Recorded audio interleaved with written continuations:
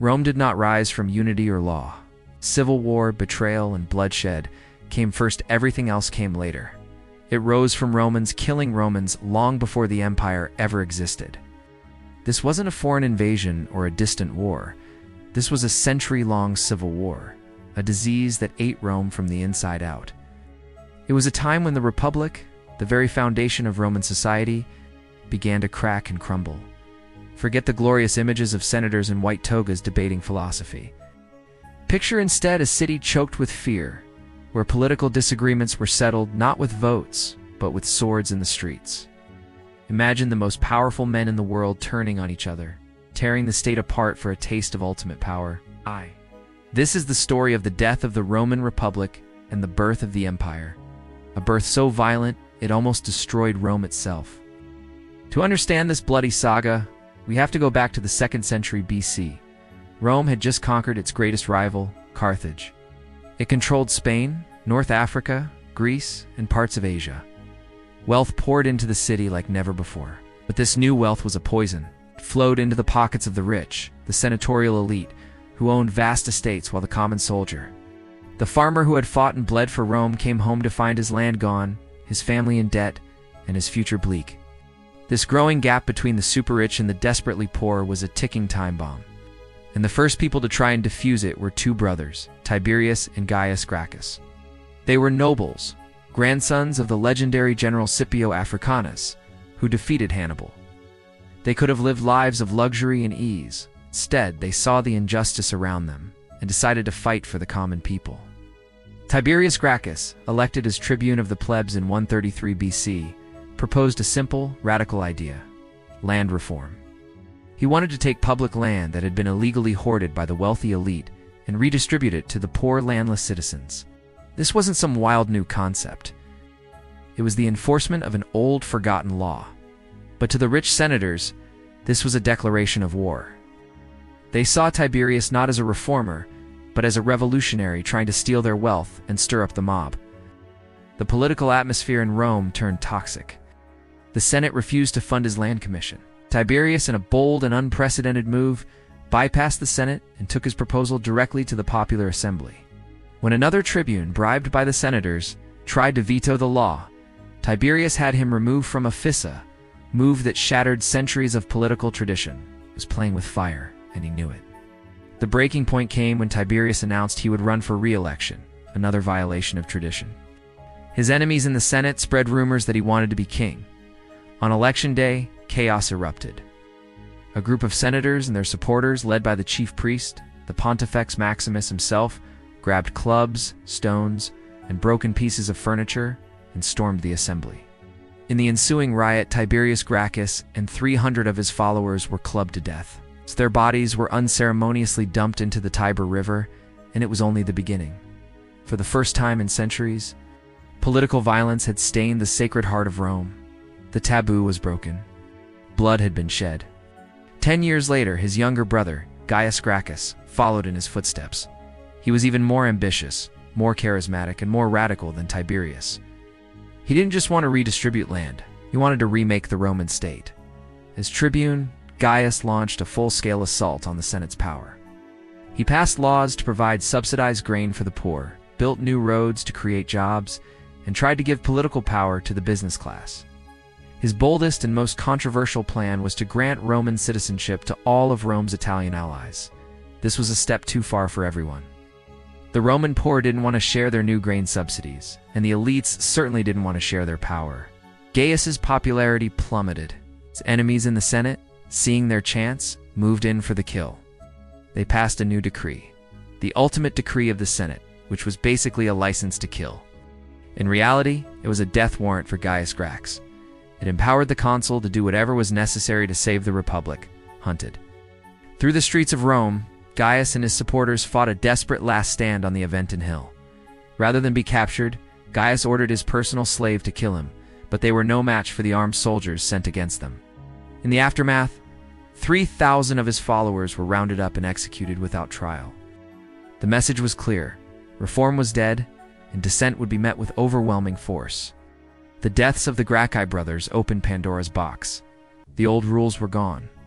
From now on, the path to power in Rome wasn't through debate and tradition. It was through populism, military loyalty, and brute force. Marius was a new man, meaning he wasn't from the old noble aristocracy, and the man who perfected this new formula was Gaius Marius. He saw that the old system of a citizen militia was broken. He was a brilliant, ruthless soldier who rose through the ranks on sheer talent. The farmers who once filled the legions were gone, replaced by a landless urban poor. So, Marius did something revolutionary. He opened the army to any citizen, regardless of whether they owned property. This solved Rome's military manpower crisis, but it created a much bigger political one. He promised them pay, loot, and a plot of land upon retirement.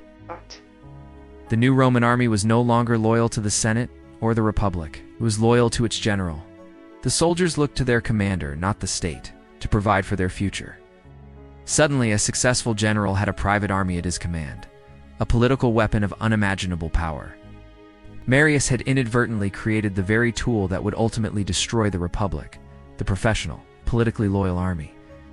And the first man to turn that weapon against Rome itself was one of Marius's own lieutenants, a brilliant, ambitious aristocrat named Lucius Cornelius Sulla. The rivalry between the aging Marius and the ambitious Sulla would plunge Rome into its first full-scale civil war. The conflict started over a command. War was brewing in the east against King Mithridates of Pontus. The command was a golden ticket a chance for immense glory, power, and unbelievable wealth. The Senate gave the command to Sulla, but Marius, old and jealous, used his political connections to have the command transferred to himself. Sulla's reaction was unthinkable. Instead of accepting the political defeat, he did something no Roman general had ever dared to do. He turned to his legions, camped in southern Italy, and ready to depart for the east. And he gave them a choice. Follow the politicians in Rome, or follow him to glory and riches. He then turned his army around and marched on Rome. The soldiers, loyal to their general who promised them booty, chose Sulla. The city was in shock. The idea of a Roman army attacking Rome was sacrilege. Marius and his supporters fled in terror as Sulla's legions entered the city, a bloody symbol of the Republic's collapse. Sulla quickly declared Marius an enemy of the state, retook his command. And then, in a strangely naive move, he marched off to fight Mithridates, assuming the problem was solved. He was wrong. As soon as Sulla was gone, Marius returned. With his ally Cinna, he raised his own army, marched on Rome, and unleashed a horrifying wave of terror. The heads of senators were displayed on pikes in the Roman Forum. His political enemies were hunted down and butchered in the streets. Marius finally got his revenge, but it consumed him. For 5 days and 5 nights, the city was a slaughterhouse. He died just a few weeks into his 7th term as consul, leaving his allies to face the inevitable return of Sulla, and return he did. After defeating Mithridates, Sulla landed in Italy in 82 BC with his veteran army, ready for war. What followed was a brutal civil war that tore Italy apart. In the end, Sulla was victorious. He entered Rome not as a politician, but as a conqueror, and the revenge he exacted made Marius's terror look like child's play. Sulla declared himself dictator, not the traditional, temporary dictator of the old republic, but a dictator with no time limit. Tasked with reconstituting the republic, his first act was to invent a new tool of political terror. The proscription list, these were lists of his enemies, posted publicly in the forum. Anyone on the list could be killed by anyone with no trial. Their property was confiscated by the state, and the person who killed them received a handsome reward. But it was state-sponsored murder on an industrial scale. Thousands died. Sons turned in their fathers, and slaves killed their masters. People were killed not just for their politics, but for their property. If you owned a nice villa, you might find your name on the list. Sulla systematically wiped out a generation of his opponents. He then tried to turn back the clock, rewriting the Constitution to strip power from the tribunes and the people and restore it to the Senate. He believed he had saved the Republic by killing it first. After a few years, in an act that stunned the world, he voluntarily gave up his absolute power, retired to his country estate, and drank himself to death.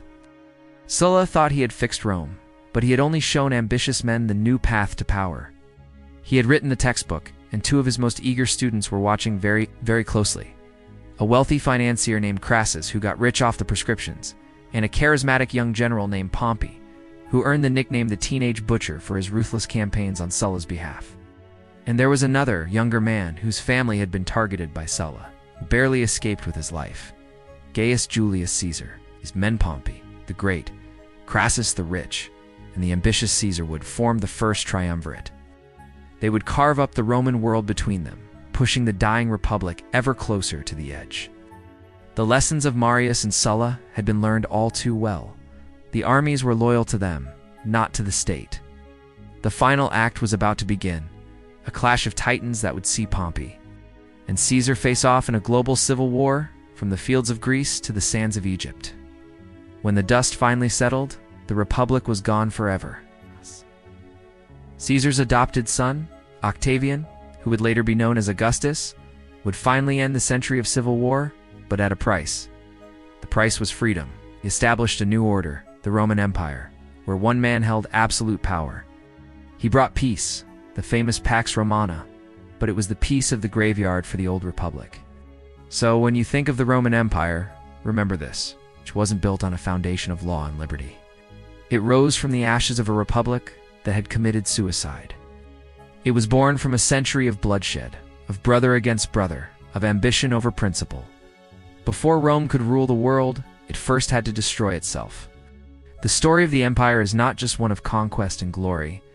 It's a cautionary tale about what happens when a society turns on itself, when political division turns to violence, and when the thirst for power becomes more important than the public good.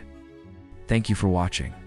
If you found this journey into Rome's dark past fascinating, please like, subscribe, and hit the notification bell for more stories from history.